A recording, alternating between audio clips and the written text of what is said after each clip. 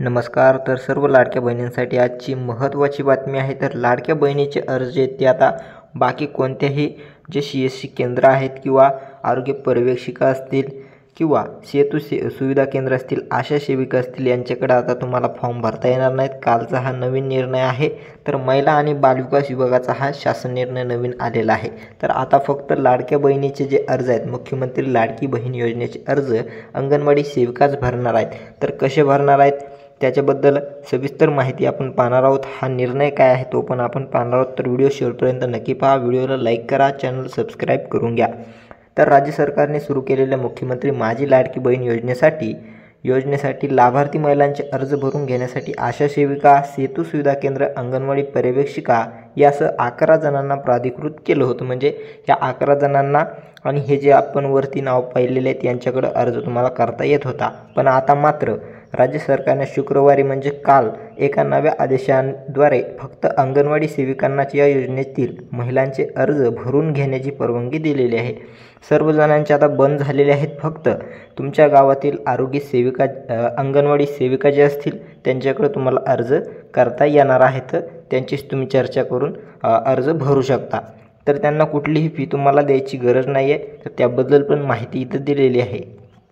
तर आगामी विधानसभा निवडणुकीच्या पार्श्वभूमीवर महायुती सरकारने मुख्यमंत्री माझी लाडकी बहीण योजना आणली आहे। या योजनेला ग्रामीण भागातून महिलांकडून मोठा प्रतिसाद मिळत असून आतापर्यंत या योजनेच्या राज्यभरातील 1.5 कोटीहून अधिक महिला जोडल्या गेलेल्या आहेत।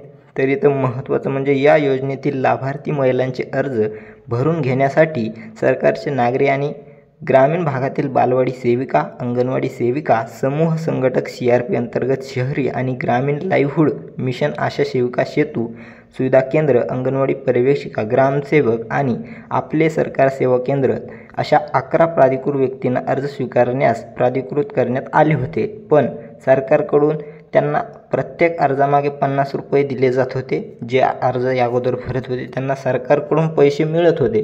तर राज्यभरातील कोट्यवधी महिला या योजनेशी जोडल्या गेल्याने आता सदर योजनांतर्गत प्राप्त होणाऱ्या अर्जाची संख्या कमी होत आहे।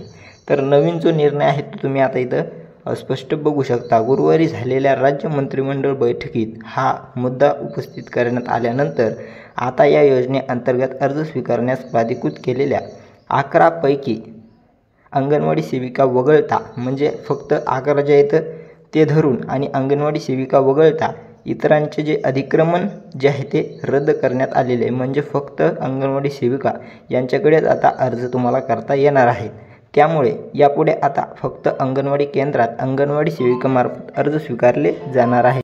तर असा हा नवीन शासन निर्णय आहे। जर तुम्हाला आणखी कोणाचे अर्ज भरायचे राहिले असतील तर त्यांनी आता अंगणवाडी सेविका यांच्याकडे जाऊन आपल्या अर्ज जो आहे तो भरून घ्यायचा आहे। आणि याचा पुढील हप्ता जो असणार आहे, पहिला हप्ता जो 3000चा पडलेला आहे ज्यांना, त्यांचा पुढील 1500चा हप्ता म्हणजे सप्टेंबर महिन्यातील हप्ता आता 14 ते 17 तारखेपर्यंत 14 ते 17 सप्टेंबरच्या दरम्यान पडणार आहे। आणि ज्यांचा 3000चा हप्ता पडला नसेल, ज्यांचे उशिरा जे अर्ज प्राप्त झालेले असतील, मंजूर झालेले असतील, त्यांना 4500चा एकत्र हप्ता याच तारखेला पडणार आहे। तर अधिक माहितीसाठी चॅनल सबस्क्राईब करून घ्या आणि व्हिडिओला लाईक नक्की करा। धन्यवाद।